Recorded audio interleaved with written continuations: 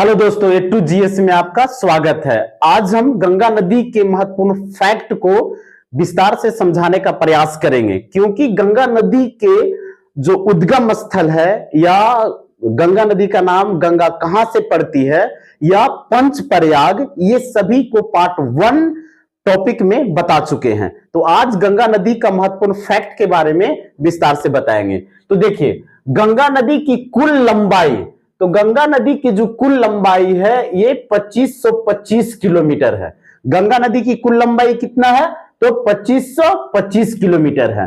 गंगा नदी की भारत में लंबाई कितना है? गंगा नदी की भारत में लंबाई, तो गंगा नदी की भारत में लंबाई है 2071 किलोमीटर। 2000 कितना? 71 किलोमीटर। जबकि गंगा नदी की कुल लंबाई है 2525 किलोमीटर, जो भारत और बांग्लादेश आ जाता है। क्लियर है? गंगा नदी भारत के कितने राज्यों में प्रवाहित होती है, अर्थात बहती है? तो 5 राज्यों में प्रवाहित होती है। पहला उत्तराखंड, दूसरा उत्तर प्रदेश, तीसरा बिहार, चौथा झारखंड और 5वां पश्चिम बंगाल। यानी गंगा नदी भारत के 5 राज्यों में प्रवाहित होती है। उत्तराखंड, उत्तर प्रदेश, बिहार, झारखंड और पश्चिम बंगाल। इसमें से गंगा नदी की सबसे ज्यादा लंबाई किस राज्य में है? उत्तर प्रदेश में। और सबसे कम लंबाई है झारखंड में। तो गंगा नदी की सबसे ज्यादा लंबाई किस राज्य में है? उत्तर प्रदेश में। और सबसे कम लंबाई कहां? झारखंड में है। क्लियर है? इसके बाद जो गंगा नदी है ये कितने देशों में प्रवाहित होती है? तो गंगा नदी 2 देशों में प्रवाहित होती है। पहला भारत, तो भारत में गंगा नदी का नाम क्या है? गंगा। और दूसरा है बांग्लादेश, तो बांग्लादेश में भी प्रवाहित होती है और भारत में भी प्रवाहित होती है। कौन सी नदी? गंगा नदी। गंगा नदी का नाम, भारत में गंगा नदी का नाम गंगा और बांग्लादेश में गंगा नदी का नाम है पद्मा। गंगा नदी का नाम क्या है? पद्मा। किस देश में? बांग्लादेश में। क्लियर है? भारत में गंगा नदी सबसे लंबी नदी है। यानी भारत की सबसे लंबी नदी कौन सी है? तो वह नदी है गंगा नदी। तो गंगा नदी भारत की सबसे लंबी नदी, भारत की सबसे पवित्र नदी और भारत की अपवाह क्षेत्र के आधार पर सबसे बड़ी नदी है। वो कौन सी नदी है? तो गंगा नदी है। क्लियर है? तो गंगा नदी भारत में सांस्कृतिक महत्व के आधार पर भी सबसे बड़ी नदी है। कौन सी नदी? गंगा नदी। क्लियर है? सबसे लंबी सहायक नदी कौन सी है? गंगा नदी की सबसे लंबी सहायक नदी, तो गंगा नदी की सबसे लंबी सहायक नदी है यमुना नदी। कौन सी नदी है? यमुना नदी गंगा नदी की सबसे लंबी सहायक नदी है। और इससे महत्वपूर्ण प्रश्न यहां से यह बनता है कि भारत की सबसे लंबी सहायक नदी कौन सी है? भारत की सबसे लंबी सहायक नदी कौन सी है? तो भारत की सबसे लंबी सहायक नदी है वो है यमुना नदी। और किसकी सहायक नदी है?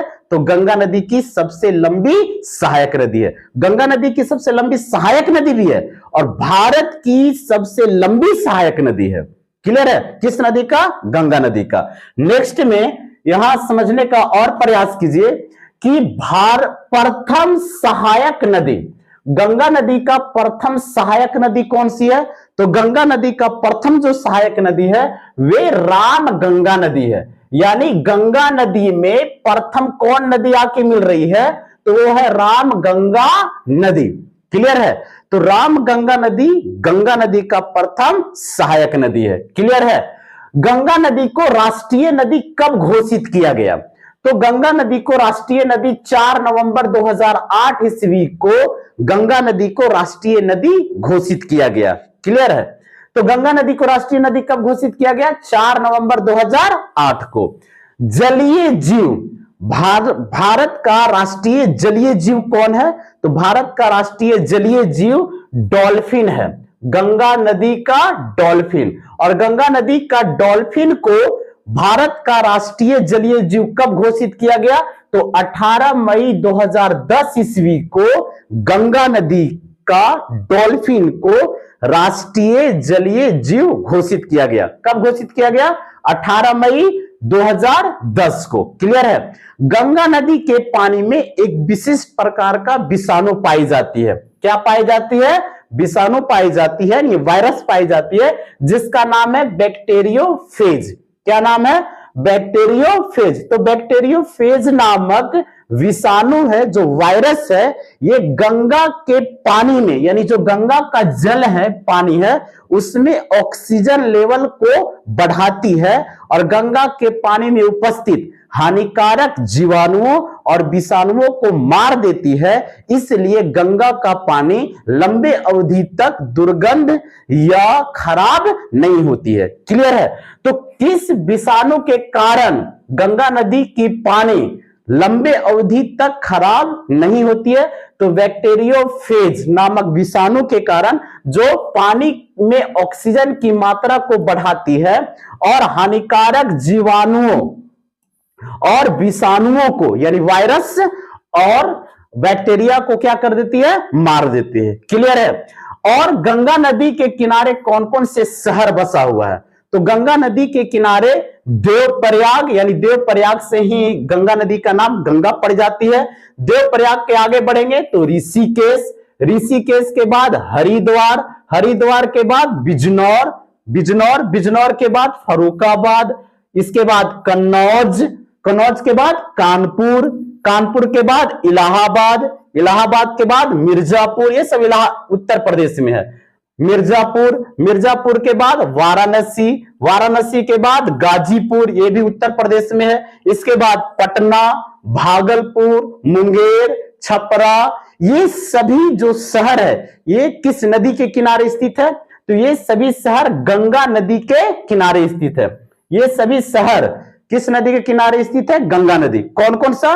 देवप्रयाग, ऋषिकेश, हरिद्वार, ठीक है, फर्रुखाबाद, कन्नौज, कानपुर, वाराणसी, इलाहाबाद, मिर्जापुर, पटना, गाजीपुर, ठीक है, भागलपुर, मुंगेर, ये सभी जितने भी शहर है किस नदी के किनारे स्थित है? तो गंगा नदी के किनारे स्थित है। क्लियर है? इसके बाद ध्यान से समझने का प्रयास कीजिए कि वितरिका।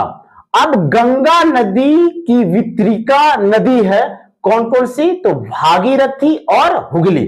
अब वितरिका नदी क्या है?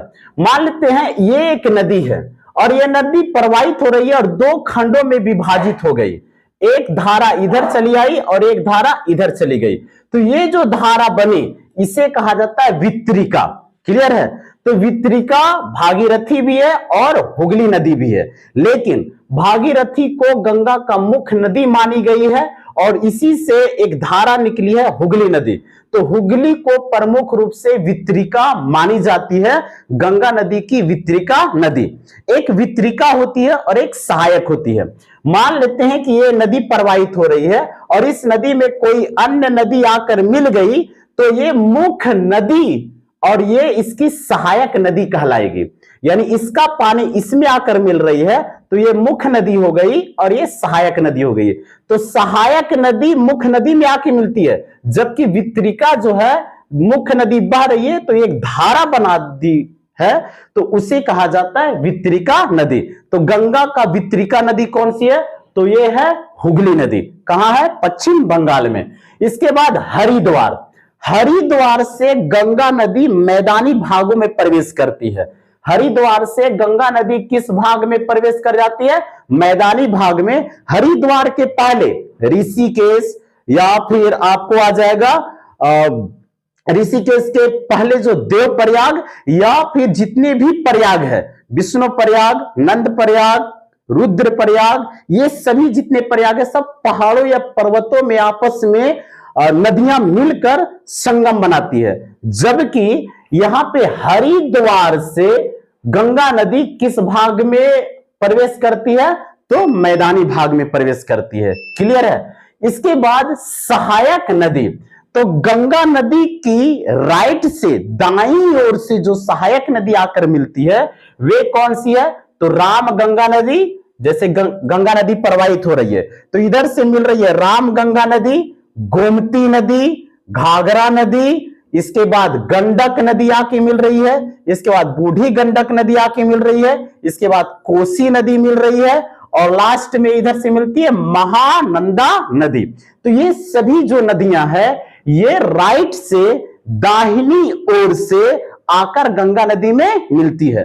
तो गंगा नदी का प्रथम सहायक नदी जो हुआ वो है रामगंगा, और अंतिम सहायक नदी आकर मिलती है राइट से, वो है महानंदा नदी। तो रामगंगा नदी, गोमती नदी, घाघरा नदी, इसके बाद गंडक नदी, बूढ़ी गंडक नदी, कोसी नदी और महानंदा नदी, ये सभी दाईं ओर से आकर गंगा नदी में मिलती है। सहायक नदियों में लेफ्ट से यानी बाईं ओर से मिलने वाली कौन कौन सी नदियां हैं? तो ये है यमुना नदी और सोन नदी। यमुना नदी और सोन नदी गंगा नदी में आकर बाईं ओर से मिलती है। सुंदरवन डेल्टा, सुंदरवन जो डेल्टा है वे गंगा नदी, ब्रह्मपुत्र नदी और मेघना नदी के संगम से बना हुआ डेल्टा यानी नदी डेल्टा है। कौन सी डेल्टा? सुंदरवन डेल्टा।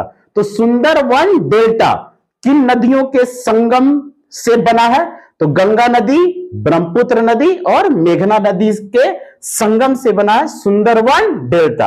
अब ध्यान से समझिए, जो नदी डेल्टा है विश्व का यानी विश्व का सबसे बड़ी नदी डेल्टा कौन सा है? तो विश्व का सबसे बड़ी जो नदी डेल्टा है वह है सुंदरवन डेल्टा। सुंदरवन डेल्टा गंगा नदी, ब्रह्मपुत्र नदी और मेघना नदी आके जो मिलकर बनती है ये पूरे क्षेत्र में, ये कहलाती है सुंदरवन डेल्टा। तो सुंदरवन डेल्टा विश्व की सबसे बड़ी नदी डेल्टा है। क्लियर है? सुंदरवन, सुंदरवन नाम क्यों पड़ा?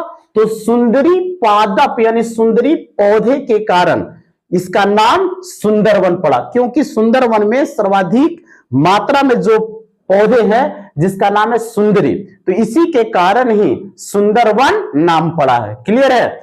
सुंदरवन या सुंदरवन के डेल्टा में जो जल में लवणता है उसमें कितना मात्रा है? 70% लवण की मात्रा है, उसके पानी में मात्रा है। ये भी याद रखिएगा क्योंकि यहां से भी प्रश्न पूछे गए हैं। सुंदरवन, सुंदरवन को 1954 ईस्वी में भारत का राष्ट्रीय नेशनल पार्क घोषित किया गया। क्लियर है? सुंदरवन को नेशनल पार्क कब घोषित किया गया? तो 1954 ईस्वी में सुंदरवन को राष्ट्रीय नेशनल पार्क यानी नेशनल पार्क घोषित किया गया। क्लियर है? डायरेक्ट प्रश्न पूछेगा, सुंदरवन को नेशनल पार्क कब घोषित किया गया? 1954 ईस्वी में सुंदरवन को राष्ट्रीय नेशनल पार्क घोषित किया गया। अब ध्यान से समझिए, जो सुंदरवन है वे उसका विस्तार कितने देशों में है? तो सुंदरवन का विस्तार 2 देशों में है। कौन कौन सा? तो एक है भारत और दूसरा है बांग्लादेश। ठीक है, कौन सा देश? बांग्लादेश। तो सुंदरवन का 35% हिस्सा भारत में है और भारत के पश्चिम बंगाल में है, और बांग्लादेश में सुंदरवन का 65% हिस्सा है। क्लियर है? तो सुंदरवन का 65% हिस्सा कहां है? तो सुंदरवन का 65% जो भाग है वो बांग्लादेश में है और 35% सुंदरवन का भाग कहां है? तो ये है भारत में। क्लियर है? इसके बाद और समझने का प्रयास कीजिए कि जो गंगा नदी है, गंगा नदी में जो गंगा नदी जहां से गिरती है यानी डेल्टा बनाती है वो डेल्टा कहलाती है सुंदरवन डेल्टा। गंगा नदी, ब्रह्मपुत्र नदी और मेघना नदी जहां डेल्टा बनाती है वो है कौन सा डेल्टा? सुंदरवन डेल्टा। अब ये सुंदरवन डेल्टा जब नदी प्रवाहित होती है तो ये बहुत सारे धाराओं में डेल्टा का निर्माण करती है। ठीक है? तो सुंदरवन जो डेल्टा है वो विश्व की सबसे बड़ी नदी डेल्टा है। क्लियर है? और ये सुंदरवन में ही मैंग्रोव वन पाया जाता है। कौन सा वन पाया जाता है? Mangrove one. प्रश्न पूछेगा मैंग्रोव वन कहां पाई जाती है? तो सुंदरवन में बहुलता मात्रा में पाई जाती है। कौन सा? मैंग्रोव। मैंग्रोव वन क्या? एक ये जो पेड़ है, ठीक है, इसमें जो देखिए इसका जड़, मैंग्रोव वन का जड़ बहुत ऊंचा में और बहुत लंबी होती है और इसके नीचे ही पानी का प्रवाहित होती है। तो मैंग्रोव वन, ठीक है, ये इस प्रकार के पौधे या पेड़ में पाई जाती है। क्लियर है? इसके बाद रॉयल बंगाल टाइगर। तो रॉयल बंगाल जो टाइगर है किस वन में पाई जाती है? तो सुंदरवन में पाई जाती है। तो सुंदरवन यानी मुख्य रूप से पश्चिम बंगाल और बांग्लादेश के कुछ हिस्से में सबसे ज्यादा रॉयल बंगाल टाइगर, तो रॉयल बंगाल टाइगर यानी सुंदरवन में ये पाई जाती है। क्लियर है? अब आगे समझने का प्रयास कीजिए कि देखिए गंगा नदी का दोआब क्षेत्र, गंगा नदी का कौन सा क्षेत्र? दोआब। तो दोआब क्या है?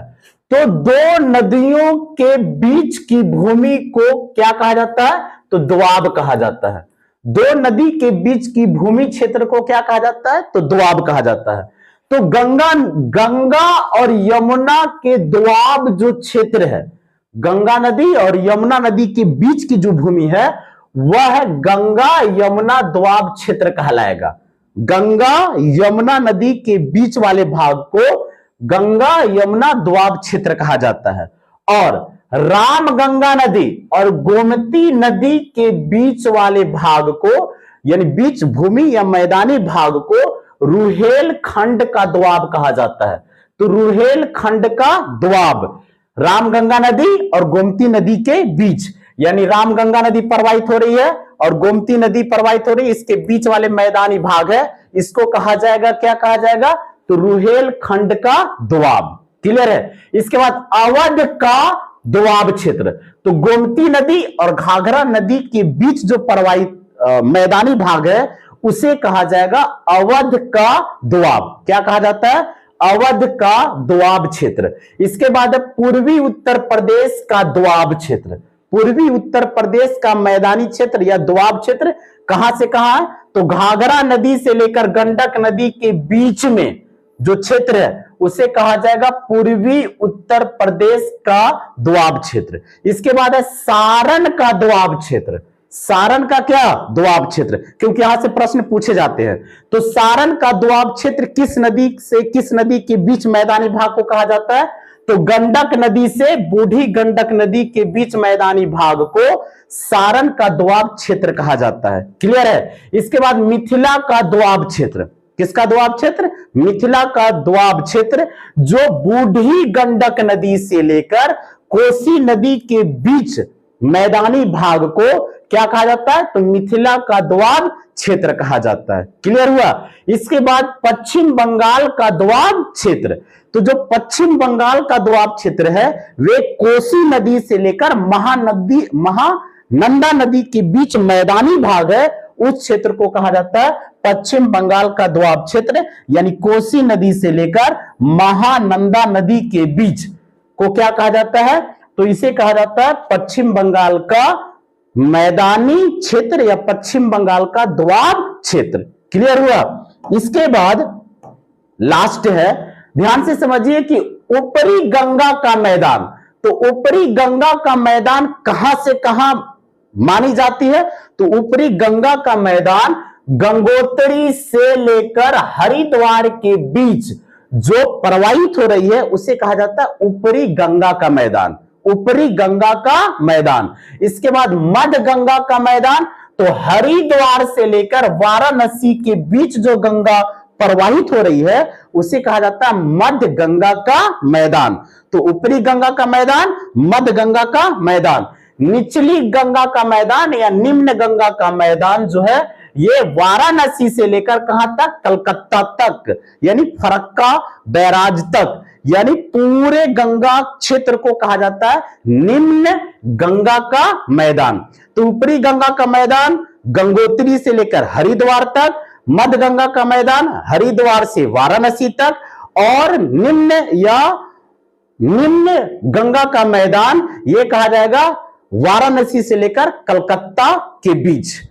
क्लियर हुआ? तो गंगा नदी से संबंधित महत्वपूर्ण फैक्ट को विस्तार से बता चुके हैं। ठीक है?